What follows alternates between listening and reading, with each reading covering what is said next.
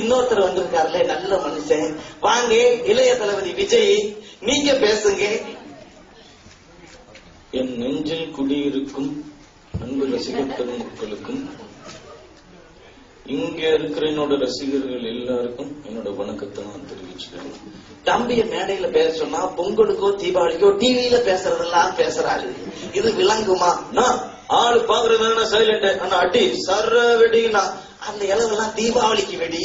வர்ற வழியிலே யார் யார்கிட்ட என்னென்னமோ கேட்டியே, என்னையா கேட்டே?